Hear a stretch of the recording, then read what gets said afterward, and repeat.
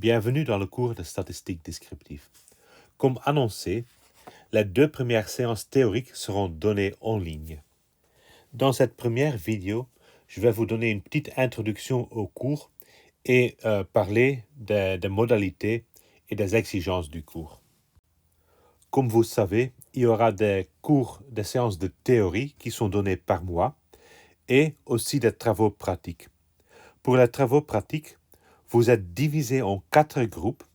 Les 4 groupes sont détaillés sur le transparent et vous trouvez aussi l'assistant qui est responsable pour chaque groupe. Vous trouvez l'horaire détaillé sur Cell4 et sur eCampus, je mettrai un planning plus détaillé. Comment se passe la TP en pratique? Quelques jours avant le TP, un énoncé sera mis en ligne sur eCampus. C'est votre responsabilité de prendre l'énoncé avec pendant le TP, soit sous forme papier ou autrement sous forme électronique. Pendant le TP, on vous invite à essayer de résoudre les exercices et à ce moment-là, vous avez la possibilité de demander des questions à l'assistant. Après le TP, nous mettrons un correctif détaillé en ligne. On voudrait vous demander de respecter les affectations au groupe, donc de ne pas changer groupe sur vous-même.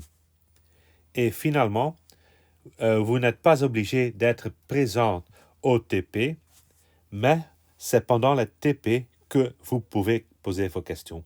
Donc, les questions ne peuvent pas être posées par mail, vous devez les poser pendant classe ou par le forum. Pour le cours, il y a des notes de cours et des transparents. Comme vous voyez ou verrez, les notes de cours et les transparents sont les mêmes que l'année passée. Et donc, je vais les réutiliser. Ces notes de cours et les transparents se trouvent déjà sur eCampus. Les énoncés et aussi les correctifs des énoncés seront diffusés au fur et à mesure, l'un avant chaque TP, l'autre après. En plus, il y aura le forum sur eCampus. C'est le forum que vous devez utiliser si vous avez des questions sur les exercices, des questions sur les TP et si vous n'avez pas su le demander en classe. Donc, comme dit, le forum est ouvert. Si vous vous posez une question sur un point théorie ou sur un exercice, vous pouvez le mettre sur le forum. À ce moment-là, on invite les autres étudiants de répondre à cette question et les réponses seront supervisées par nous. Donc, si la réponse est bonne, on ne va pas intervenir, mais s'il y a des parties qui sont incorrectes ou qui manquent, on va le modifier, on va ajouter les parties manquantes. Et la dernière chose, sur l'examen, l'évaluation du cours, donc il y aura un examen en présentiel qui se décompose en 2 parties. Il y aura une partie des questions de choix multiples. Ces questions choix multiples porteront sur les définitions et les propriétés vues au cours. Donc, les QCM seront plutôt théoriques et vous aurez aussi des exercices à résoudre avec les techniques que nous avons vues. Pourquoi ce cours en stats? Dans votre vie de tous les jours, vous êtes toujours continuellement confronté à des statistiques, même si vous n'en rendez pas compte. Vous êtes confronté avec les statistiques dans la presse. Souvent, dans la presse, ils vont donner des résultats des sondages, donc des sondages politiques ou des sondages autres. Et souvent, les résultats des sondages seront rapportés d'une manière attrayante pour le lecteur, donc visuellement attrayante, en utilisant des couleurs ou des chiffres compréhensibles. Par contre, ils vont souvent vous rapporter les chiffres mêmes, mais pas vous donner une interprétation ou pas une interprétation correcte, ni vous donner la variation sur ces chiffres.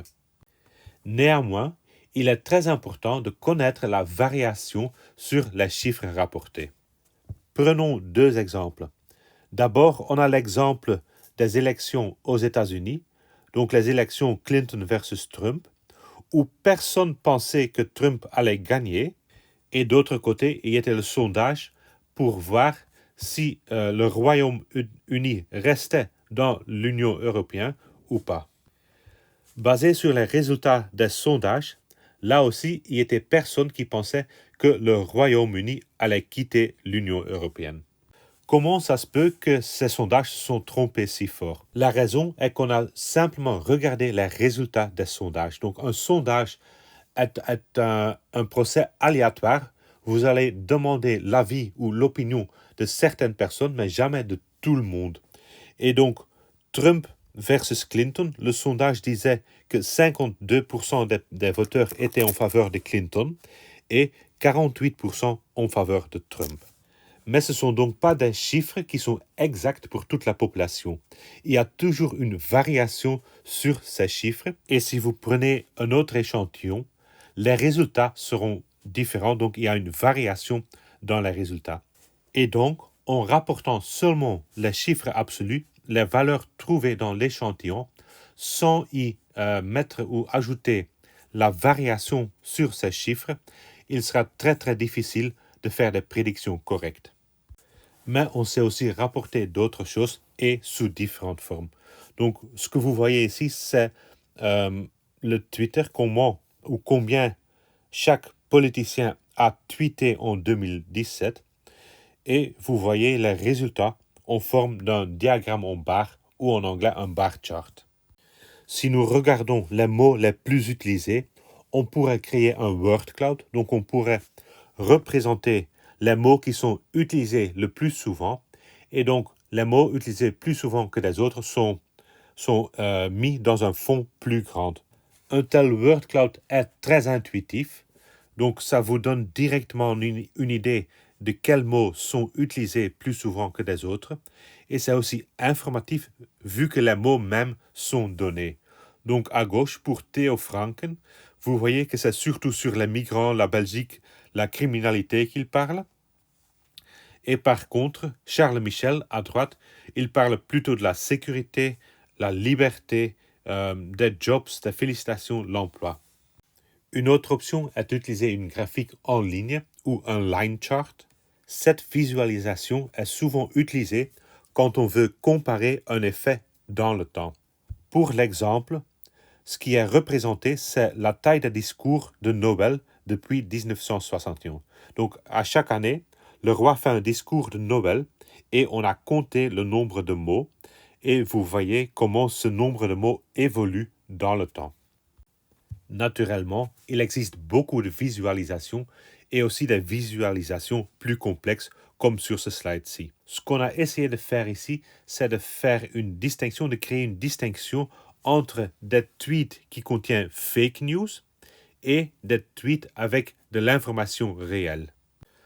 Une telle représentation est souvent basée sur des techniques plus avancées comme le machine learning ou le deep learning et on ne va pas le traiter dans ce cours-ci.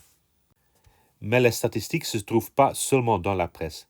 Vous serez aussi confronté à des statistiques dans votre vie quotidienne, par exemple via le prix des produits et des services, l'information sur la santé et aussi les cartes d'avantages. Souvent, les promotions que vous recevez à partir de votre carte bonus seront personnalisées et basées sur les achats que vous avez faits dans le passé. Donc, en regardant l'histoire des achats, donc les statistiques basées sur les achats précédents d'une personne même ou d'un groupe de personnes, on va essayer de prédire quel produit une certaine personne sera sensible à acheter. De cette manière, on peut créer des promotions ciblées à chaque personne individuellement. Un autre exemple, c'est le calcul d'une prime d'assurance. Donc, par exemple, pour une assurance voiture, c'est aussi basé sur des statistiques. Ça tient compte d'un certain nombre de caractéristiques ou de variables statistiques. Par exemple, si le conducteur a eu plus d'accidents, la prime va augmenter. Son âge va influencer la prime. Sa situation familiale, donc est-il marié ou pas, divorcé, il y a des enfants ou pas. Sa situation professionnelle. Dans le temps, on utilisait aussi le sexe de la personne pour calculer la prime, mais depuis 2008, c'est interdit. On ne peut plus utiliser le sexe de la personne pour faire une différenciation dans la prime. Et bien sûr, il y a un tas d'autres variables qui sont prises en compte pour calculer cette prime d'assurance.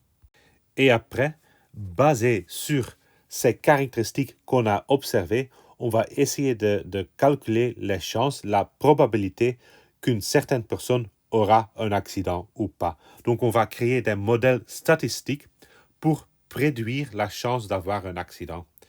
Et basé sur cette probabilité, la prime sera calculée, sera attribuée à une certaine personne. Et finalement, naturellement, vous serez aussi confronté avec la statistique dans votre vie professionnelle. Un biologiste, par exemple, pourrait essayer de créer des modèles pour prédire la morbidité et la mortalité basés sur quelques caractéristiques des espèces animaux.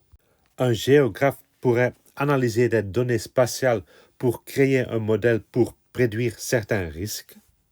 Et un géologue pourrait, par exemple, regarder la contamination du sol. Un commentaire entendu souvent, c'est que la statistique pourrait utiliser pour démontrer tout ce qu'on veut démontrer. Donc que les chiffres disent toujours ce que veut l'homme habile qui sait en jouer. Mais c'est pas vrai. C'est pas vrai quand on utilise la statistique d'une façon correcte. Un des objectifs de ce premier cours de statistique est donc de vous donner les outils nécessaires pour comprendre et interpréter correctement les statistiques rapportées dans la presse ou ailleurs. Le but est donc de développer un esprit critique afin que chacun d'entre vous devienne un lecteur et consommateur plus critique. Donc, ce que vous comprenez, ce que les chiffres veulent dire. Et aussi, on va assurer que vous aurez les bases nécessaires pour les cours de statistiques qui suivront ce cours-ci. Finirons avec la définition de la statistique. Historiquement, cette définition est que la statistique est la science de dénombrement. Elle donc mesure et analyse des phénomènes qui se produisent un grand nombre de fois. Par exemple, sur StatBel, on trouve les statistiques nationales, donc les statistiques belges. Ces statistiques font compter, par exemple, le nombre de décès, le nombre de naissances, des mariages, etc. en Belgique dans un certain année. L'autre site vous donnerait accès aux statistiques pour l'Europe, donc pour les pays européens. Une définition de la statistique plus complète est que la statistique est la science qui rassemble, organise, résume et analyse des données et qui aussi permet d'interpréter les résultats et de tirer des conclusions afin d'aider à la prise de décision. C'est donc le processus complet qui commence par chercher les données et les collectionner, après les analyser, regarder ce qui se trouve comme information dans ces données et les utiliser pour donner des réponses à des questions scientifiques.